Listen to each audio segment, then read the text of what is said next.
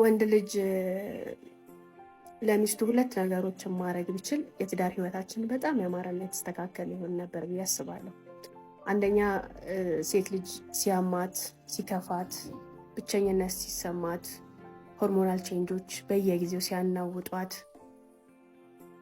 በተለያዩ የስሜት ውጣ ውረዶች ውስጥ ስትሆን የሚያቅፋት ወንድ ያን ተረድቶ ያን ፊል አድርጎ ፔሪድ ሊሆን ይችላል፣ እርግዝና ሊሆን ይችላል፣ ወሊድ ሊሆን ይችላል፣ ሀዘን ሊሆን ይችላል፣ ኖርማል ድብርት በቀን ተቀን ውስጥ በሚያጋጥሙን የህይወት ስትራግሎች ውስጥ ሴት ልጅ ጥልቅ ድባቴ ውስጥና ሀዘን ውስጥ ትገባለች። ኢሞሽናል ናት በጣም። ስለዚህ ብዙ ነገሮች የሚመለከቷትም የማይመለከቷትም ነገሮች አንዳንዴ ሀዘን ውስጥ ሊከቷት ይችላሉና እዛ ፊሊንግ ውስጥ ስትሆን፣ ስትለዋወጥበት፣ አግሬሲቭ ስትሆንበት፣ ስትቆጣ የማያውቃት ሚስቱን ቤት ውስጥ ሲያገኛት ደሞ ጀመረሽ ብሎ ከመመነጫጨቅና ያ ስሜት እሱ ጋር ተጋብቶ አግሬሲቭ ከሚሆን ይልቅ ኦኬ ዛሬ የስሜት ነውጥ ውስጥ ናት ብሎ ሀግ የሚያረጋት ባል ያላት ሴት እድለኛ ናት። ብዙ ወንዶችም እንደዛ ብትሆኑ የቤታችሁን ሰላም በእጥፍ መጨመርና ሚስታችሁን የምትረዱ ወንድ የመሆናችሁ እድል በእጥፍ ይጨምራልና አንደኛው ሚስትን ማቀፍ። ምንም በቃ ልታደርጉላት አትፈልግም ሴት ልጅ። እንደዚህ አይነት ሙዶች ውስጥ ስትሆን አይዞሽ ብሎ አለሁልሽ አይዞሽ የሚላትና ሀግ የሚያረጋት ሰው፣ አጠገቧ የሚሆን ሰው፣ እቅፍ ድግፍ የሚያረጋት ሰው ነው የምትፈልገውና ያ ሰው ደግሞ ባል ሲሆን የቤትን ሰላም እሷ ልብ ውስጥ ያለህን ይረዳኛል እኮ ይወደኛል እኮ የማለትን ነገር በእጥፍ ይጨምራል።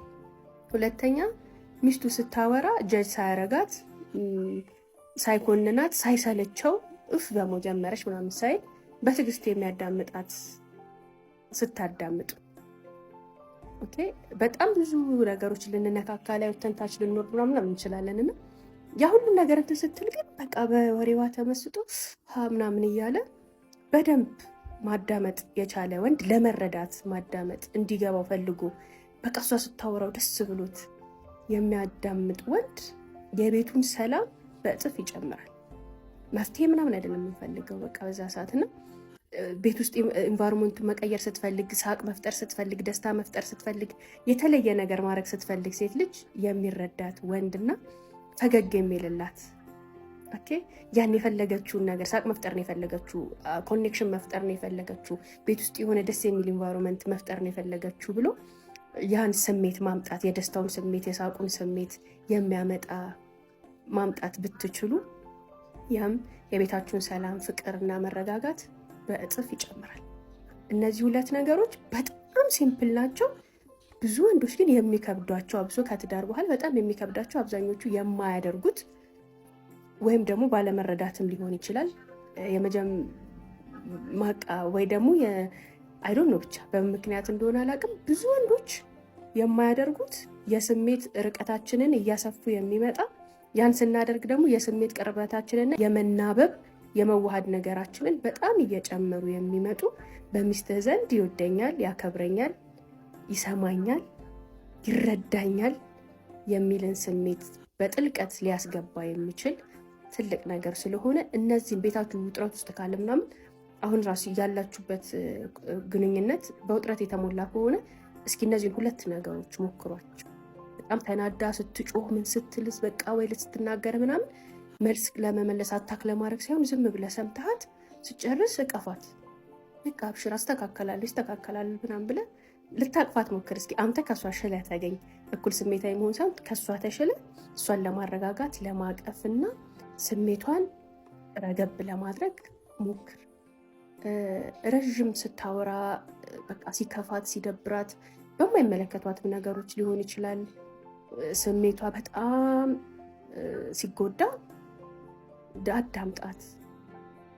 በቀን ሰዓት መደመጥ ነው የምፈልገው፣ መሰማት ነው የምፈልገው። ትከሻ የምታርፍበት ትከሻ፣ የሚያዳምጣት ጆሮ፣ የሚረዳት ሰውን ስለሆነ የምፈልገው።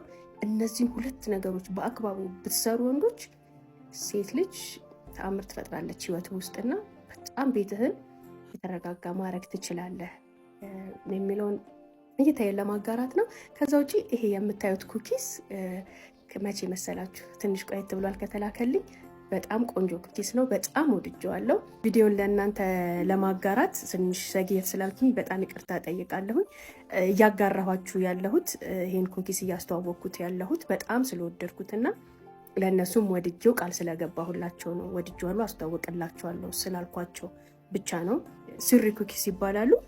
ቲክቶክ ላይ ኢንስታግራም ላይ ሲሩ ኩኪስ ብላችሁ ልታገኟቸው ትችላላችሁ። እንዲሁም በ0941829397 ላይ ደውላችሁ ማዘዝ ትችላላችሁ።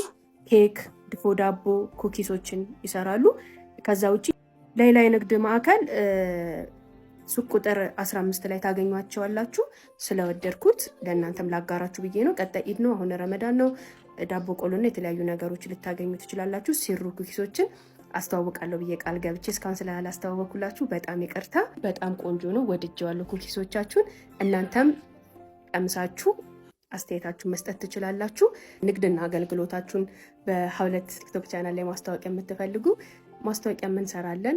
ጆይን አድርጉን። ባዮ ላይ ባለው ስልክ ቁጥር ልታዋሩኝ ትችላላችሁ። እንዲሁም ቤተል ኤጄሞል 1ኛ ፎቅ 113 ቁጥር 2 ጋበሉና አባያ፣ ድሪያ፣ ቶፕ፣ ጫማ፣ ቦርሳ 2 ጋር ሳታዩ እንዳትገዙ እያልኩኝ እንደተለመደው በሌላ ፕሮግራም እስክንገናኝ ቻው።